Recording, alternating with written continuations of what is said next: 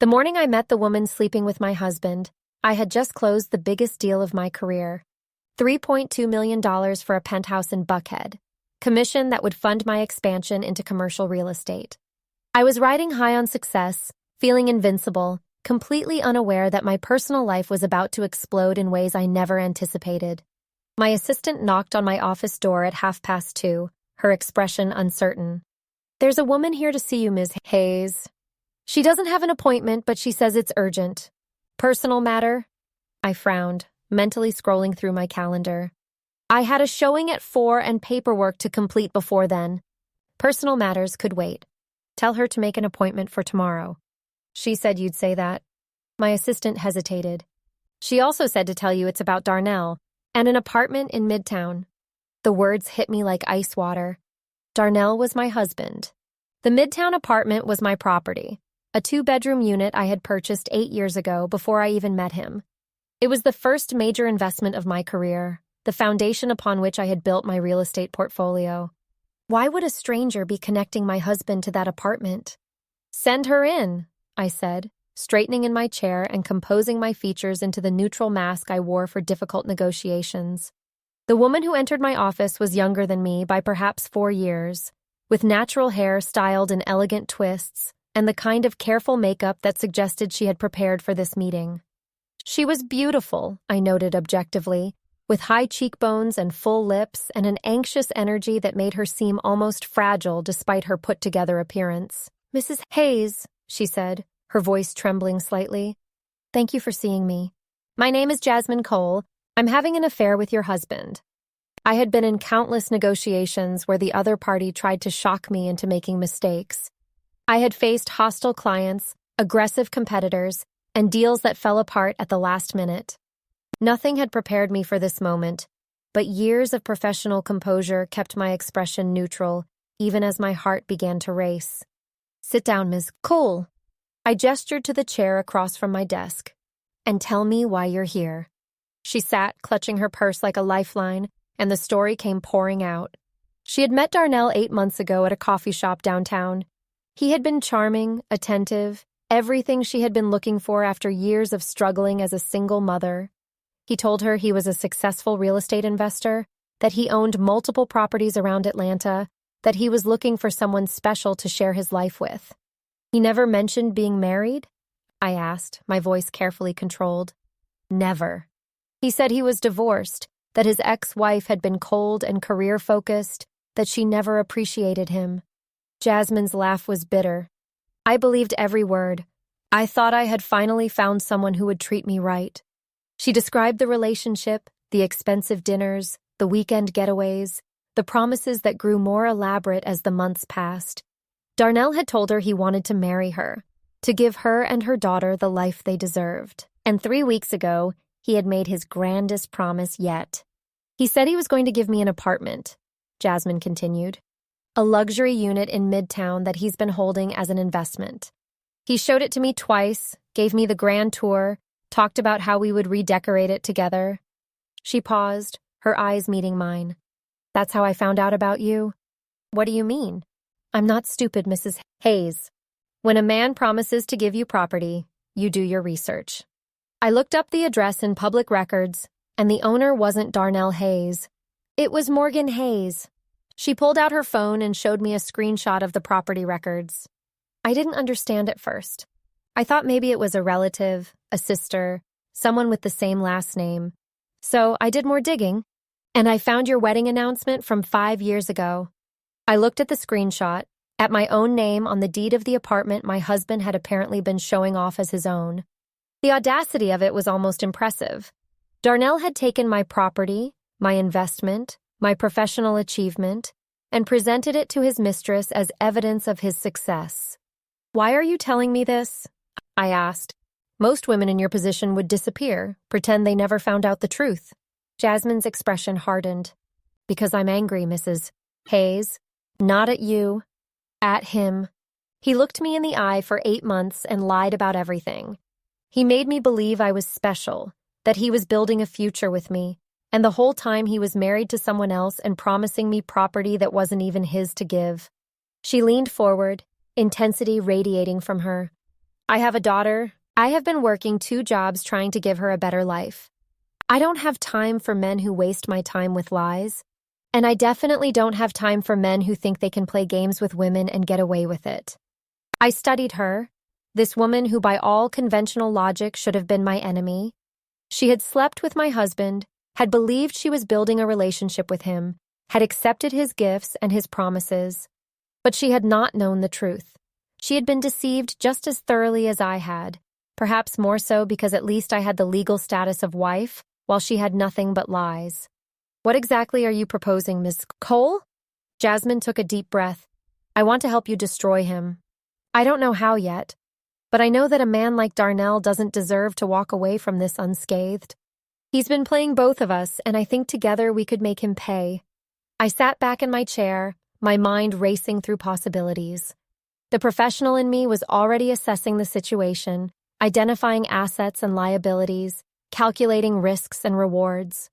The wife in me was screaming with rage and hurt, demanding immediate confrontation and consequences.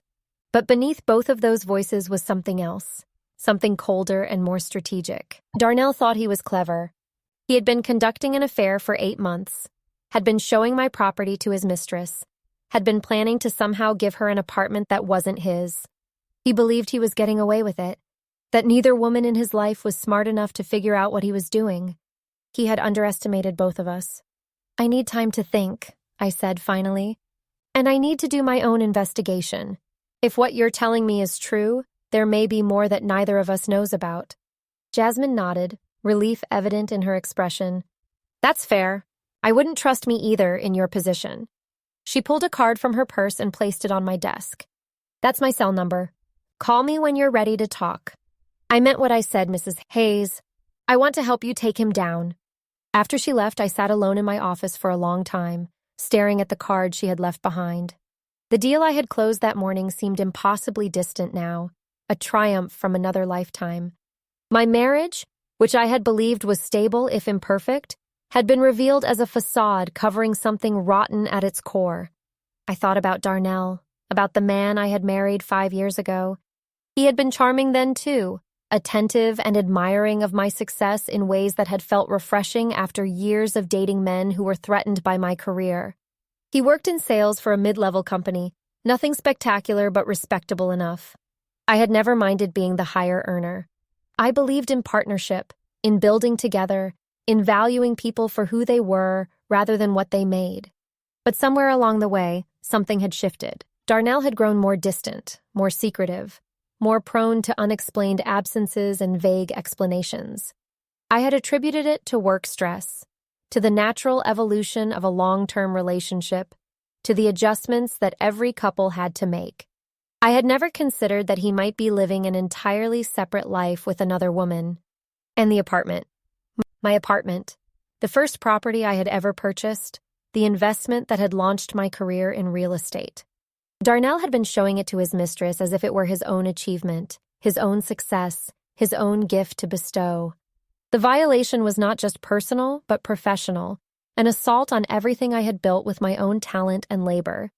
I picked up my phone and called my sister Tanya, the one person I trusted completely in moments of crisis. Hey Morgan, what's up? Her voice was bright, unsuspecting. I need you to come to my office. Something has happened. I paused, feeling the weight of the words I was about to say. I think my marriage is over. That night, I began my investigation. Tanya had come to my office, had listened to the whole story with mounting fury, had threatened to drive to my house and confront Darnell immediately. I had talked her down, explaining that confrontation without information was a losing strategy. I needed to know exactly what I was dealing with before I made any moves. I started with our financial records, accessing accounts I rarely examined because I had trusted Darnell to handle the day-to-day expenses while I focused on building my business. What I found was troubling but not surprising. Unexplained purchases, dinners at restaurants I had never visited, charges for hotels in cities where Darnell had no business traveling. The affair had been expensive, funded by money from our joint account, money that came primarily from my income. Then I accessed Darnell's personal laptop, using a password he did not know I knew. His email was a treasure trove of evidence, messages to Jasmine that confirmed everything she had told me and more. He called her baby, promised her the world, complained about me in terms that made my blood boil. I was cold, he wrote. Career-obsessed, incapable of appreciating a real man. But the most revealing messages were about the apartment. I'm working on the paperwork now, Darnell had written 2 weeks ago. The property is in a trust, makes it complicated, but I know a guy who can help me transfer it to your name. By the end of the month, that apartment will be yours, baby. You deserve it. I read that message 3 times, torn between rage and disbelief. Darnell did not understand the first thing about property law. There was no trust. The apartment was in my name alone, purchased before our marriage, with documentation that clearly established it as my separate property. Whatever paperwork he was planning to produce would be worthless, laughable, the kind of fraud that a first-year real estate agent would recognize immediately. My husband was not just a cheater. He was an incompetent cheater, trying to give away property he did not own using methods that would never work. And that incompetence, I realized, could be his undoing. I pulled out the card Jasmine had left me and stared at it for a long moment. She had offered to help me destroy him. At the time, I had been skeptical, uncertain of her motives, wary of trusting the woman who had been sleeping with my husband. But now I saw possibilities. Jasmine could continue the relationship, could push Darnell to complete his ridiculous transfer scheme, could lead him deeper into a trap of his own making. And I, with my knowledge of real estate and property law, could ensure that every step he took was documented, every fraud he committed was recorded, every lie he told became evidence of his true character. He thought he was playing us. He had no idea that we could play him better. I picked up my phone and dialed Jasmine's number. She answered on the second ring. Mrs. Hayes? Call me Morgan, I said. And yes, I've done my research. I think we should meet again. I have a plan. The next week was an education in duplicity. I moved through my days with the appearance of normalcy, going to work, closing deals, coming home to cook dinner for a husband I now knew was betraying me in every possible way. Darnell seemed oblivious to any change, accepting my smiles and conversation without suspicion, confident in his own cleverness and my supposed ignorance. At night, while he slept or pretended to sleep, I continued building my case. I documented every suspicious transaction in our accounts, every lie he had told about his whereabouts, every piece of evidence that painted a picture of systematic deception. I photographed his messages to Jasmine, his plans for the fraudulent property transfer, his contemptuous comments about me. By the end of the week, I had a file thick enough to destroy him several times over. But I also learned things that surprised me, details that added complexity to my understanding of the situation. Jasmine had been right about Darnell's promises. He had been telling her for months that they would marry once he finalized his business arrangements. He had described me as a business partner who sometimes stayed at the Midtown apartment, a convenient fiction that explained why my belongings were there when he showed her the property. The elaborate lies he had constructed required constant maintenance, and I found myself almost impressed by the energy he devoted to his deception. I also discovered the depth of his contempt for me. In messages to Jasmine and to friends I had not known he confided in, Darnell described me as cold, controlling, emasculating. He complained that I worked too much, earned too much, expected too much. He painted himself as a victim trapped in a loveless marriage with a woman who cared more about her career than her husband. The irony was breathtaking. I had spent 5 years trying to be a good wife while building a successful business. I had included Darnell in my decisions, supported his career, never made him feel lesser because of our income disparity. And all the while, he had been nursing grievances and seeking validation in the arms of another woman. But the most revealing discovery was about the apartment scheme itself. Darnell had apparently consulted with a friend who worked in property management, seeking advice on how to transfer real estate between owners. The friend had told him about quitclaim deeds, about title transfers, about the paperwork required to change ownership of property. Armed with this half-understood information, Darnell had decided to forge documents that would make it appear he had the authority to transfer my apartment to Jasmine. His plan was laughably incompetent, He intended to create a fake power of attorney document giving himself control over my property, then use that fraudulent authority to execute a quitclaim deed in Jasmine's name. The documents would never survive scrutiny from any legitimate title company, would never be accepted by any proper legal authority. But Darnell did not intend to use legitimate channels. He planned to present the paperwork to Jasmine as proof of transfer and let her believe she owned the apartment, at least until whatever fantasy he was constructing fell apart. It was not even a good con. It was the plan of a man who watched too many movies and understood nothing about how property law actually worked. I found myself laughing as I read through his schemes, a dark humor that masked the pain beneath. My husband was not a criminal mastermind. He was a petty thief with delusions of grandeur, trying to give away something he did not own using methods that would not work. The only person likely to be fooled by his scheme was Jasmine, and she had already seen through it. Which brought me to the other part of my investigation, learning more about Jasmine Cole. I did my research quietly, using the same skills I employed when evaluating potential clients or business partners. Jasmine was 32 years old, a single mother with a 7-year-old daughter named Maya.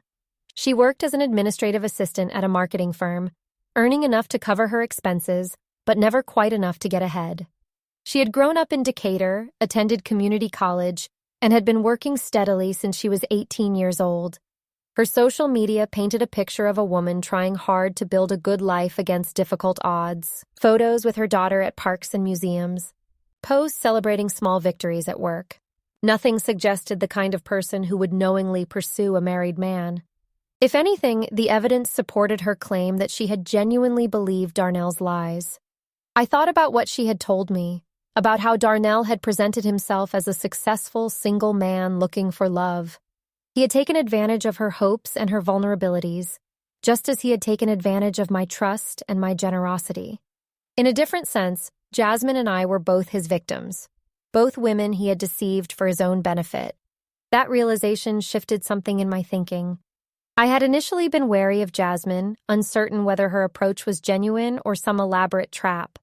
But the more I learned, the more I believed that her anger was real, her desire for justice legitimate. She had as much reason to want Darnell exposed as I did. I called her on the 7th day, ready to move forward. "I finished my investigation," I said. "Can you meet me tomorrow evening? There's a wine bar in Virginia Highland, quiet, private. We can talk without being seen." "I'll be there," Jasmine said. "And Morgan? Thank you. Thank you for believing me." I hung up and sat for a moment, considering the strange path that had brought me here. A week ago, I had been happily ignorant, a successful businesswoman with a stable marriage and a clear vision of her future. Now I was planning a conspiracy with my husband's mistress, preparing to execute a trap that would end my marriage and destroy the man I had pledged to spend my life with. But I felt no regret, no hesitation. Darnell had made his choices. He had chosen to lie, to cheat, to steal, to betray every promise he had made to me. The consequences of those choices were not my responsibility. My only responsibility was to protect myself and perhaps to ensure that justice was served. Tomorrow, Jasmine and I would begin planning in earnest, and Darnell, blissfully unaware, would continue walking into a trap of his own making. The wine bar was nearly empty when I arrived. Just a few couples scattered at tables and a bartender polishing glasses with the bored efficiency of a slow weeknight. I had chosen this place deliberately, far from my office and home, in a neighborhood where I was unlikely to encounter anyone who knew me.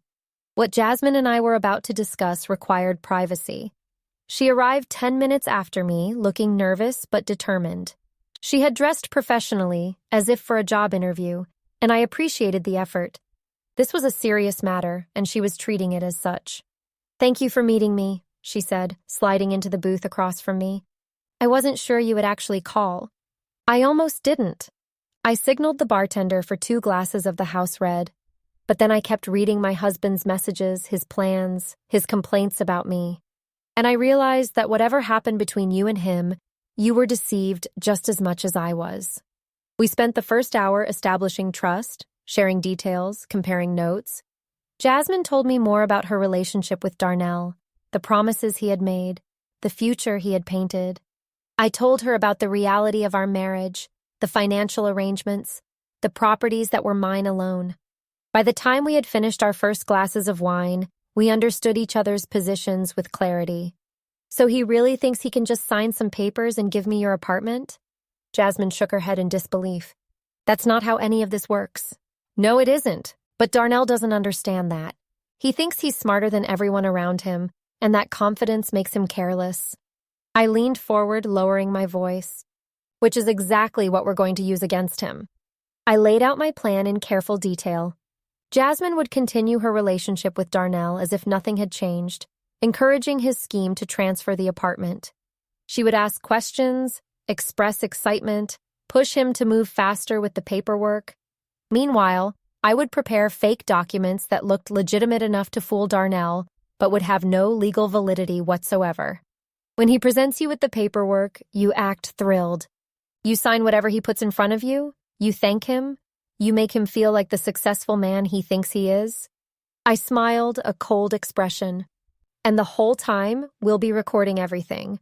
His admissions, his fraudulent documents, his plans. By the time we're done, I'll have enough evidence to ensure he gets nothing in the divorce. Jasmine was quiet for a moment, processing the plan. You want me to keep sleeping with him? Only if you're comfortable with that. You can tell him you want to wait until the apartment is officially yours, that you're traditional and want to do things right. A man like Darnell will eat that up.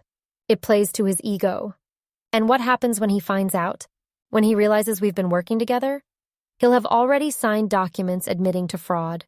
He'll be on recording discussing his plans to steal from me. Whatever he tries to do at that point, he'll be operating from a position of complete weakness. I met her eyes. I won't pretend there's no risk. Darnell might get angry, might try to retaliate.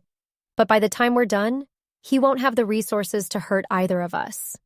Jasmine considered this, her fingers tracing the stem of her wine glass. I have a daughter to think about. If this goes wrong, if you want to walk away, I'll understand. I can handle this myself. Find another way to expose him. I meant it. Whatever alliance we formed had to be voluntary, based on shared interest rather than coercion. No. Jasmine's voice was firm now, her expression hardening. He made a fool of me for 8 months. He promised me a future while he was going home to his wife every night. I want him to know what it feels like to be the one who was played. She extended her hand across the table. I'm in. Whatever you need from me, I'll do it. I shook her hand, feeling the strange formality of the moment.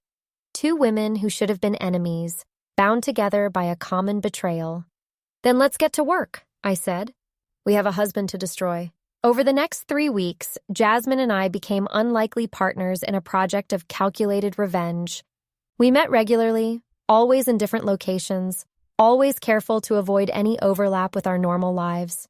We shared information, refined our strategy, and built a level of trust that surprised us both. I learned that Jasmine was more than the vulnerable single mother Darnell had targeted. She was intelligent and observant, with a dry wit that emerged once she felt comfortable around me. She had been raising her daughter Maya alone since the girl's father abandoned them when Maya was 2, working her way up from receptionist to administrative assistant while taking night classes in business management. She was exactly the kind of hardworking woman that Darnell liked to exploit, someone with ambitions and dreams that made her susceptible to promises of a better life. She learned that I was more than the cold, career-focused woman Darnell had described to her. I told her about my own struggles, the years of fighting for respect in a male-dominated industry, the sacrifices I had made to build my business. I told her about my marriage, about the genuine love I had once felt for Darnell, about the slow erosion of that love as he revealed himself to be less than the man I thought I had married. By the end of the second week, something unexpected had happened. We had become friends. I never thought I'd be sitting here with my husband's mistress, planning his downfall, I said one evening as we reviewed our timeline. When you walked into my office that first day, I wanted to hate you. I wanted you to hate me, Jasmine admitted. Part of me thought that if you were the villain Darnell made you out to be, it would justify what I had done. But you're not what he said. You're not cold or heartless. You're just a woman who trusted the wrong man. We both trusted the wrong man. True, She laughed, shaking her head. You know what's funny? In another life, I think we could have been friends. Like actual friends, not whatever this conspiracy is. Maybe we still can be. After all this is over, the plan continued to unfold with precision. Jasmine reported that Darnell was growing more confident, more certain that his scheme would succeed. He had shown her the documents he was preparing, laughable forgeries that any legitimate authority would reject instantly. He talked about their future together, about the life they would build once he was free of his loveless marriage. I prepared my own documents in response, working with my lawyer Vivian to create paperwork that looked authentic but was carefully designed to be legally worthless. A fake quitclaim deed, a fraudulent power of attorney, transfer documents that would never survive scrutiny but would fool someone who did not understand property law. This is actually genius, Vivian had said when I explained my plan. He signs these documents thinking he's completing a real transfer, but in reality, he's creating evidence of intent to commit fraud. Whatever he says while presenting them, whatever admissions he makes, it's all on record. And my property is protected? Completely. These documents have no legal validity whatsoever. Your apartment remains yours, no matter what Darnell thinks he's accomplishing. I also prepared for the aftermath. I updated my will, changed the locks on my office, and began quietly separating my finances from any accounts Darnell could access. I consulted with a divorce attorney who reviewed my evidence and assured me that I would be in an excellent position when the time came. Given the fraud and the infidelity and the financial misconduct, you're looking at a very favorable settlement, she said. More importantly, you have grounds to argue that he should receive nothing from the marriage. He signed a prenuptial agreement acknowledging your separate property. He's been stealing from joint accounts and planning to transfer assets that aren't his. Any judge who sees this evidence will be appalled. The day Darnell announced that the paperwork was ready, Jasmine called me with barely contained excitement. He says everything is set. He wants to do the transfer this weekend at the apartment. He's planning this whole romantic thing, champagne and flowers, giving me the keys like it's some kind of movie moment. Perfect! I felt the calm focus that always descended when a complex deal was coming together. Saturday at the apartment. That gives us 3 days to prepare everything. Are you going to be there? I'll be in the unit next door. I owned 2 apartments in the Midtown building, a fact Darnell had apparently forgotten or never fully understood. I'll have recording equipment set up, capturing everything through the shared wall. When you give the signal, I'll come in. What's the signal? I thought about it. Say something about how this apartment is a dream come true. That'll be my cue. Jasmine laughed, a sound with an edge of nervousness. This is really happening. We're really going to do this. We are. And when it's over, Darnell is going to realize that he was never the one in control. We were. The remaining days passed with agonizing slowness. I went through the motions of normal life, working and cooking and sleeping beside a man I was about to expose. Darnell was ebullient, clearly excited about his upcoming triumph, occasionally dropping hints about big changes that were coming soon. I've been thinking about our future, he said one evening, so confident in his deception that he could play both women simultaneously without apparent guilt. Things are going to be different soon. Better. That sounds wonderful, I said, meaning something entirely different than he imagined. On Friday night, I packed a bag with everything I would need for the following day.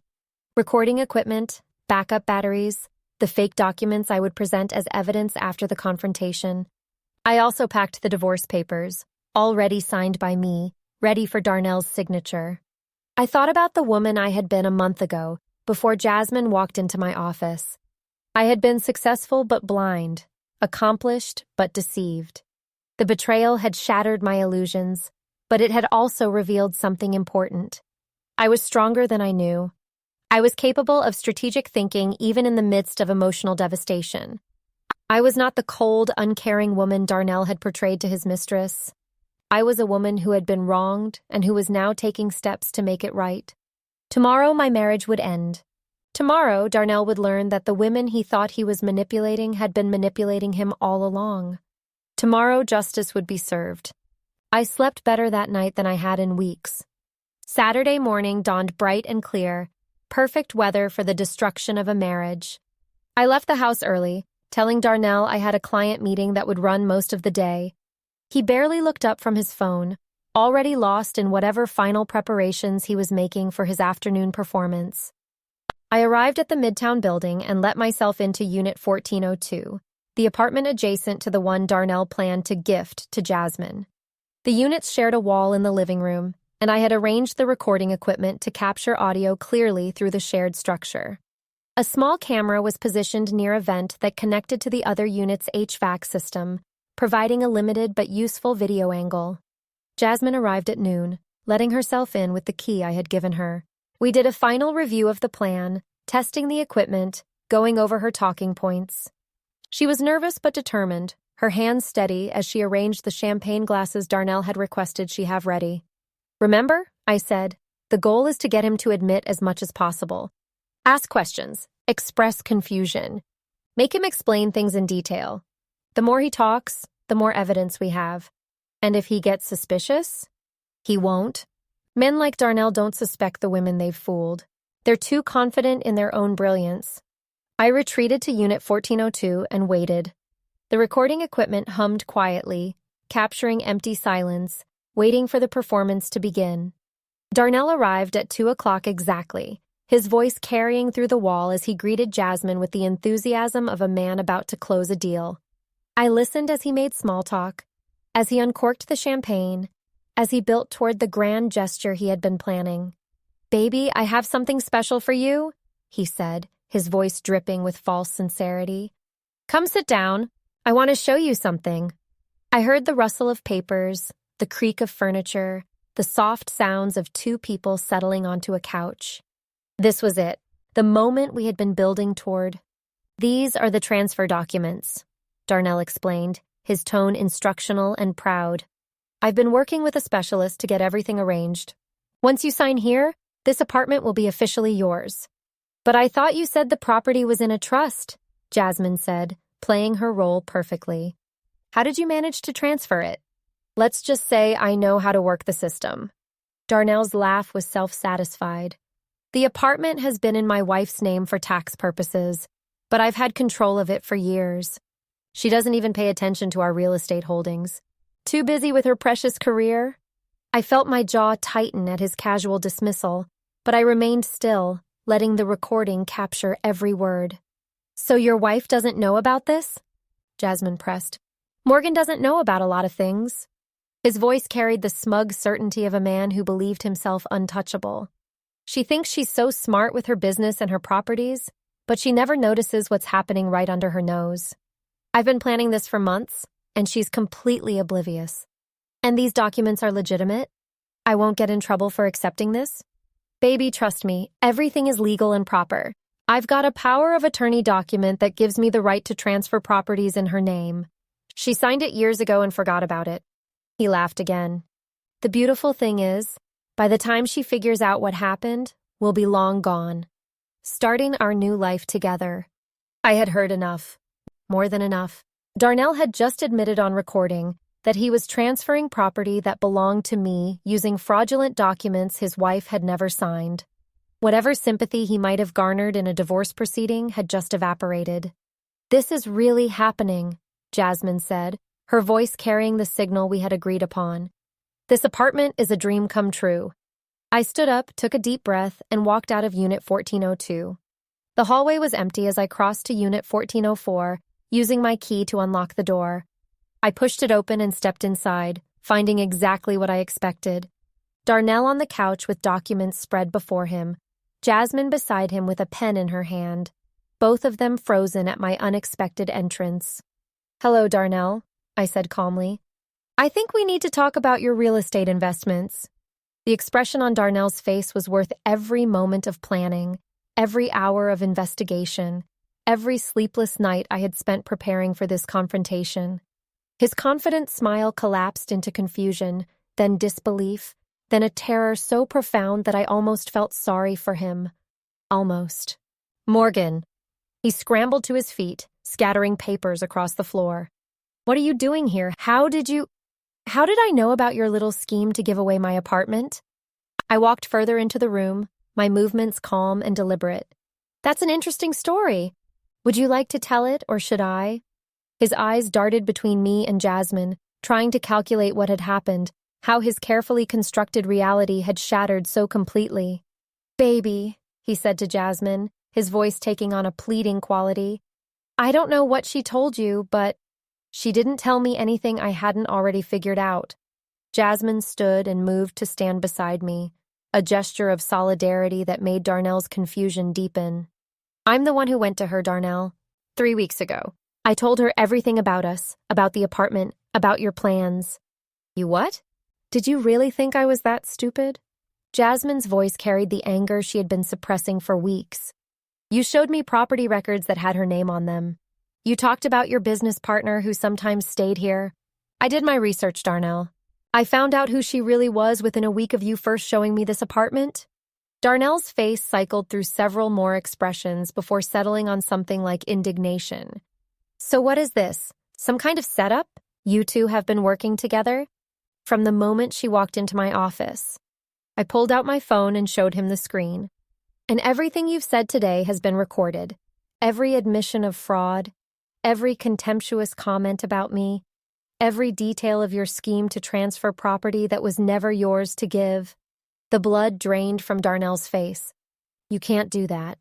Recording someone without their consent is illegal. Actually, in Georgia, only one party needs to consent to a recording. Jasmine consented. Everything we captured is admissible. I smiled, enjoying the way his legal understanding crumbled just as his property understanding had.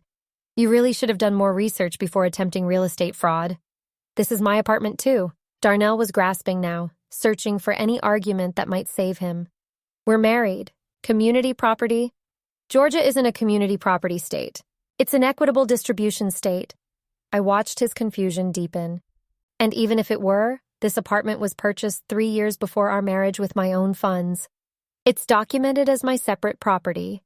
Your name has never been on the deed, and no court would ever award it to you. The power of attorney is a forgery. I never signed any document giving you authority over my property. The fake paperwork you created is evidence of attempted fraud, nothing more. Darnell looked at the documents scattered on the floor, at the elaborate scheme that had just been exposed as worthless. For a moment, I thought he might cry. Then his expression hardened into something ugly. You think you're so smart, he spat. Both of you, but this isn't over. I'll get a lawyer. I'll fight the divorce. You'll what? Contest a divorce where you've admitted to infidelity, fraud, and attempted theft? I shook my head. You signed a prenuptial agreement, Darnell. The house we live in is my separate property. The investments in my name are protected. The only thing you're entitled to is what you brought into this marriage, which was a car that's now worth $5,000, and whatever savings you managed to hide from me. I reached into my bag and pulled out the divorce papers. These are already filed with the court. You have 30 days to vacate my house. Any property I can prove was purchased with my income during the marriage will be accounted for in the settlement. And given the evidence of your financial misconduct, I expect to recover most of it. You can't do this. I already have. I placed the papers on the coffee table, the same table where Darnell had spread his fraudulent documents moments earlier. It's over, Darnell. The affair, the schemes, the marriage, all of it. You're going to walk out of this apartment with nothing because that's exactly what you deserve. For a long moment, no one moved. Darnell stood in the middle of his collapsed fantasy, surrounded by worthless papers and shattered illusions. Jasmine and I stood together, united in our determination to see this through. Then Darnell lunged toward me. I had not expected violence, but I was not entirely unprepared. I stepped back quickly, and Jasmine moved to block his path, her voice sharp. Don't even think about it. Darnell pulled up short, his hands raised as if to grab me before thinking better of it. This is assault, he said wildly. You're holding me against my will. I'm going to call the police. Please do. I pulled out my phone. I'll show them the recording of you admitting to fraud and explain how you attempted to steal property from your wife. I'm sure they'll be very sympathetic to your situation. The fight went out of him. I watched it happen, watched his shoulders slump and his face crumple and his entire body deflate with the realization that he had lost completely. He had walked into this apartment believing himself to be a master manipulator, a man who had successfully played two women for his own benefit. He was leaving as the victim of his own arrogance, outmaneuvered by the women he had underestimated. "Get out," I said quietly. "Take whatever dignity you have left and get out of my apartment." He gathered the scattered papers with trembling hands, showing them into his briefcase with none of the confidence he had displayed when he arrived. He looked at Jasmine one more time, perhaps hoping for some sign of sympathy or support, but she met his gaze with cold contempt. "I believed you," she said. "I believed every lie you told me. I let you into my life and introduced you to my daughter and made plans for a future that was never going to happen. You used me, Darnell, just like you used your wife, and now you're going to live with the consequences." Darnell walked out without another word. We listened to his footsteps fade down the hallway, listened to the elevator doors open and close, listened to the silence that followed his departure. "We did it," Jasmine said finally, her voice trembling with released tension. "We actually did it." I nodded, feeling a strange mixture of triumph and exhaustion. "We did. He's going to try to fight back, to make trouble, to claim we entrapped him, but he has nothing. No evidence that helps him, no legal standing, no leverage of any kind. What happens now? Now we let the legal system do its work." I walked to the window and looked out at the Atlanta skyline, at the city where I had built my career and my life. The divorce will proceed. Darnell will discover that contesting it only makes things worse for him. And eventually, hopefully soon, this will all be over. Jasmine came to stand beside me. "What about us? After all this is done, what happens to whatever we've become?" I considered the question. A month ago, this woman had been a stranger, a threat, the embodiment of my husband's betrayal. Now she felt like something closer to a friend, a fellow survivor of Darnell's manipulation, someone who understood what I had been through because she had been through it too. "I think that's up to us," I said. "We don't have to be enemies. We never really were enemies. We were just two women who made the mistake of trusting the same man." Jasmine smiled, the first genuine smile I had seen from her since we met. "Then maybe, when the dust settles, we could try being friends for real. Not conspiracy partners, just friends." "I'd like that." We stood together at the window, watching the city lights begin to flicker on as the afternoon faded toward evening. Behind us, the apartment sat silent, witness to the end of a marriage and the beginning of something new. Darnell had tried to give this place away, had treated it as his to dispose of, had used it as a prop in his elaborate deception. It remained mine. It would always be mine, and Darnell would never set foot in it again. The days following the confrontation were a whirlwind of legal activity and emotional processing. Darnell had apparently called his sister from the parking lot of the apartment building, hysterical and barely coherent, claiming that his wife and his girlfriend had conspired against him. His sister, who had always liked me and never understood what I saw in her brother, called me the next day to ask what had happened. I told her the truth. The affair, the fraud, the attempted property theft. By the time I finished, she was apologizing on behalf of her entire family, horrified by what her brother had done. "I always knew he was lazy," she said, "but I never thought he was capable of something like this. Morgan, I'm so sorry. You deserve so much better." The apology was appreciated but unnecessary. I did not blame Darnell's family for his choices. He was a grown man who had decided to lie, cheat, and steal. The responsibility was his alone. The divorce proceedings began formally the following week. Darnell, perhaps hoping to salvage something from the wreckage, initially contested the terms I proposed. His attorney argued that the prenuptial agreement should be voided due to changed circumstances, that Darnell had contributed to the marriage in ways that entitled him to equitable compensation, that my separate property should be partially redistributed given the length of our union. My attorney, Vivian, destroyed each argument with the evidence we had compiled. The recording from the apartment, the financial records showing Darnell's minimal contributions and substantial withdrawals, the fraudulent documents he had created. By the end of the first hearing, the judge was looking at Darnell with barely concealed disgust. "Mr. Hayes," she said, "based on the evidence presented, I see no basis for contesting the prenuptial agreement or claiming entitlement to your wife's separate property." I strongly suggest you accept the settlement terms offered and avoid further embarrassment.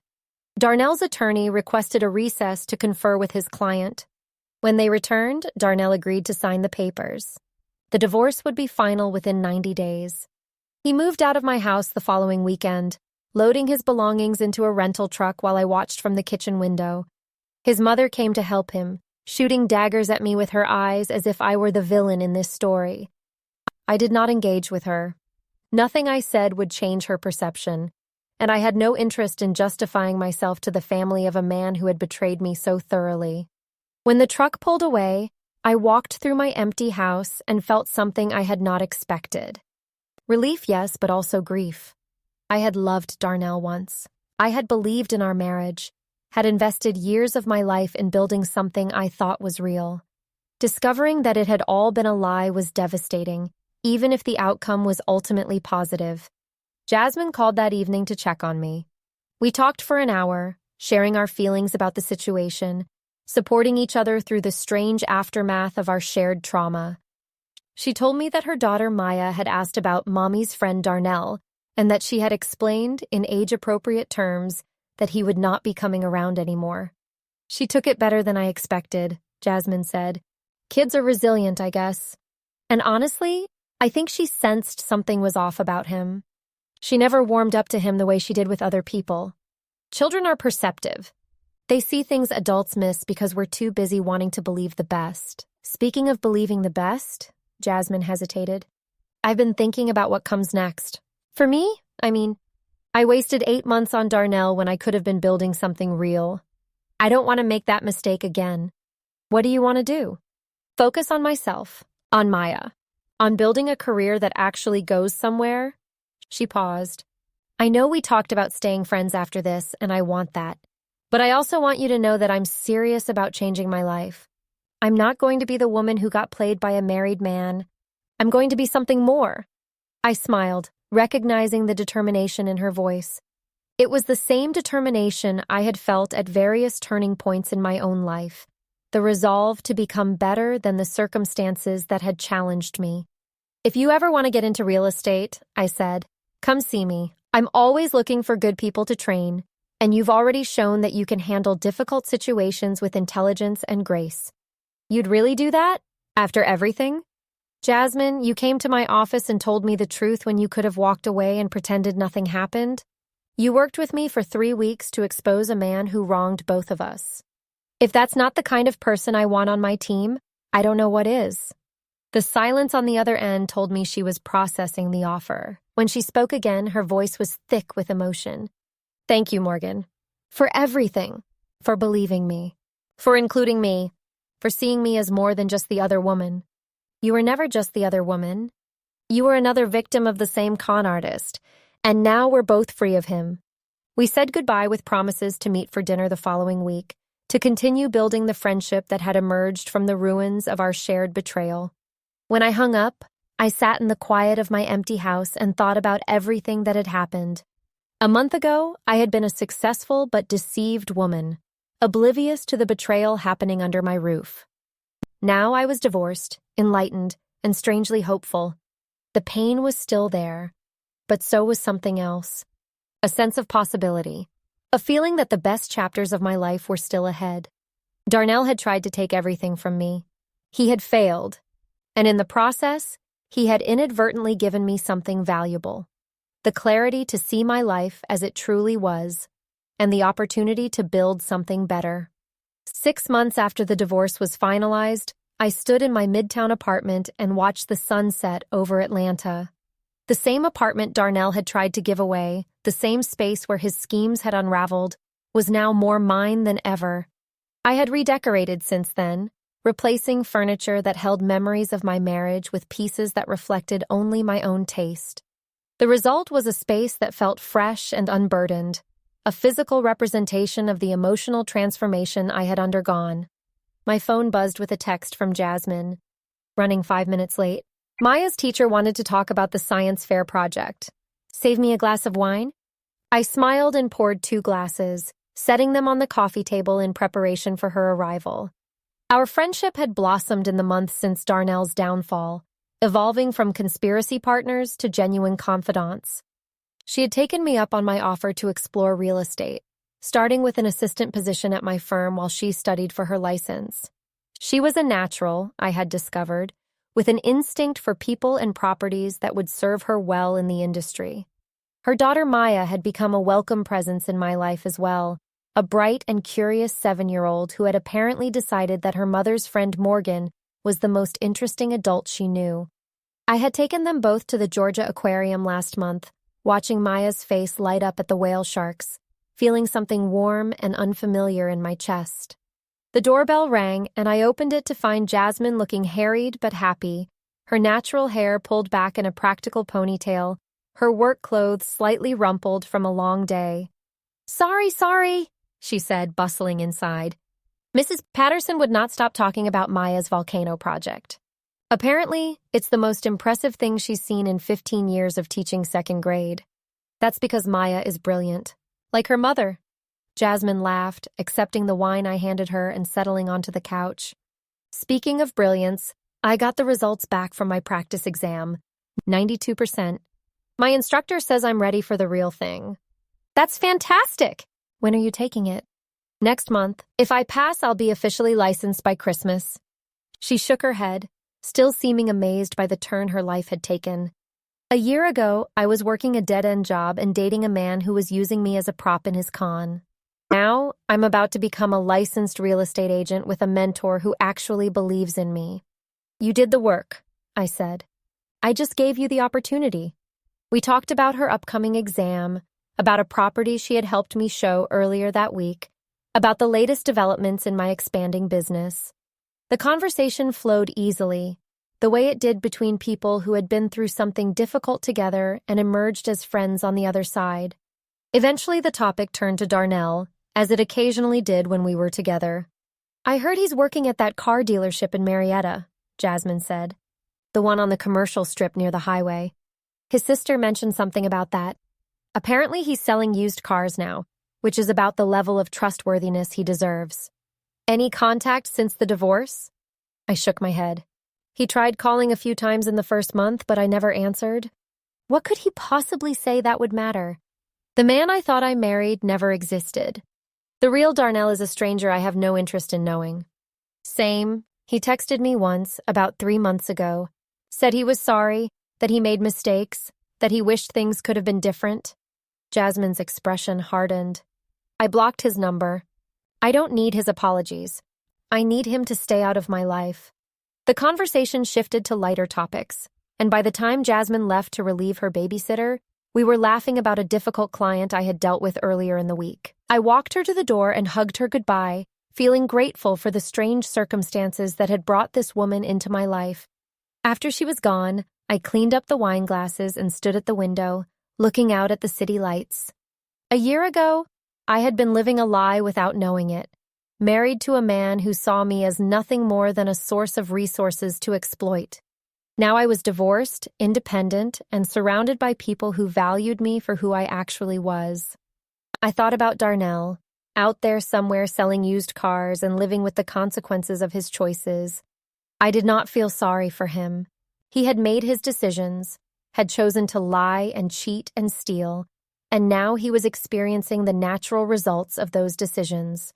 The life he had tried to build through deception had collapsed, and he was left with nothing but his own inadequacy. I also thought about what I had learned from the experience. About trust, about vigilance, about the importance of protecting yourself even in relationships that seem safe. I had loved Darnell, had believed in our marriage, had given him the benefit of the doubt long past the point when the doubt should have won. That naivety had cost me years of my life and nearly cost me much more. But I had also learned about resilience, about the unexpected alliances that could form in the wake of betrayal, about the possibility of transforming painful experiences into opportunities for growth. Jasmine had walked into my office as the other woman and had become one of my closest friends. The apartment Darnell had tried to steal had become a symbol of my independence and strength. My phone buzzed again, this time with a text from a man I had been seeing for the past 2 months. A pediatric surgeon I had met at a charity event, someone kind and genuine, who seemed to appreciate me for exactly who I was. "Thinking about you," the text read. "Dinner tomorrow?" I smiled and typed my response. "I'd love that. Pick me up at 7. Life was good. Not perfect, not without its challenges, but good. I had work I loved, friends who supported me, and the beginnings of a relationship with someone who seemed worthy of my trust. The shadows of my failed marriage were fading, replaced by the light of a future I was actively creating. I turned off the living room lights and headed to bed, pausing at the window for one last look at the city. Atlanta spread out before me, glittering with possibility, a reminder that endings were also beginnings. Darnell had thought he was playing me. He had never realized that from the moment Jasmine walked into my office, he had been the one being played. His naive confidence in his own cleverness had been his downfall, and the women he had underestimated had orchestrated his destruction. We had planned it, and we had won. The last thought I had before falling asleep was of my father, who had always told me that the best revenge against people who tried to diminish you was to build a life so beautiful they could not help but see what they had lost. I was building that life, and it was magnificent. The 1-year anniversary of the confrontation at the Midtown apartment fell on a Saturday in late spring. Jasmine and I decided to commemorate the occasion with dinner at the same wine bar where we had first planned our conspiracy, a celebration of how far we had both come since that uncertain evening. She arrived looking transformed from the nervous woman who had walked into my office a year before. Her real estate license now hung proudly in her new office at my firm, and her first major sale had closed just the week before. She was supporting herself and Maya entirely on her own income, no longer dependent on anyone else's promises or deceptions. "A toast," I said, raising my glass. "To unexpected alliances and well-deserved victories. And to the naive husband who brought us together," Jasmine added with a grin. "May he enjoy selling used cars for the rest of his life." We laughed and drank, sharing the comfortable ease of true friendship. Over the past year, we had supported each other through the ups and downs of recovery, through dates that went nowhere, and career milestones that exceeded expectations. She had become the sister I never had, a bond forged in the fire of shared betrayal and tempered by genuine affection. "I saw him last week," Jasmine said, her tone shifting to something more serious. "Darnell. At the grocery store near my apartment? Did he say anything?" He tried, started walking toward me with this look on his face, like he wanted to have a conversation. I just turned around and walked the other way, left my cart in the middle of the aisle and went to a different store. She shrugged. "I have nothing to say to him, and I don't need to hear whatever he thinks he has to say to me." That's exactly the right response. Engaging with him only gives him power he doesn't deserve. The funny thing is, he looked terrible, like genuinely rough. Gained weight, bags under his eyes, clothes that didn't fit right. I almost felt sorry for him. She paused, considering. Almost. Then I remembered everything he did, and the feeling passed. I nodded, understanding completely. The temptation to feel sympathy for a fallen enemy was natural, but misguided. Darnell's circumstances were the direct result of his own choices. He had gambled that he could exploit 2 women indefinitely, and had lost everything when that gamble failed. "Have you heard anything about what he's doing now?" I asked. His sister told my cousin that he's still at the car dealership, but barely hanging on. Apparently, he got written up for being late too many times, and his sales numbers are terrible. Jasmine's smile was grim. "Turns out, when you can't charm people with someone else's money and property, you have to rely on actual skills. And Darnell doesn't have any." The conversation moved on to happier topics. Jasmine's daughter Maya had been accepted into a gifted program at her school. My relationship with David, the pediatric surgeon, was growing more serious, and I had begun to imagine a future that included him. The real estate market was booming, and our firm had expanded twice in the past year. "Do you ever think about what would have happened if I hadn't come to your office that day?" Jasmine asked as we finished our second bottle of wine. "Sometimes, I probably would have figured out the affair eventually, but it might have taken months or years. Darnell could have done a lot more damage in that time, and I would have kept believing his lies until he found some other way to hurt me." She shook her head. It's strange to say, but discovering the truth was one of the best things that ever happened to me. Even though it was terrible at the time, growth usually comes from pain, I agreed. The trick is not letting the pain define you, using it instead as fuel for something better. We paid our bill and walked out into the warm Atlanta evening, pausing on the sidewalk to say goodbye. Jasmine hugged me tightly, the embrace of someone who had traveled through darkness alongside me and emerged into light. "Thank you," she said, "for everything. For believing me when I walked into your office, for including me in the plan, for giving me a chance at a new career, for being my friend. Thank you for having the courage to tell me the truth," I replied. "A lot of women in your position would have walked away and pretended they never found out. You chose to fight. That took bravery. I learned from the best. We parted ways, each heading to our separate cars and separate lives, connected by a bond that would endure long after the memory of Darnell faded into insignificance. I drove home through the familiar streets of Atlanta, thinking about the journey that had brought me here. A year ago, I had been betrayed by the man I loved, confronted by the woman he was cheating with, and forced to rebuild my understanding of everything I thought I knew. Now I was stronger than I had ever been. My business was thriving. My relationships were genuine. My sense of self was unshakable.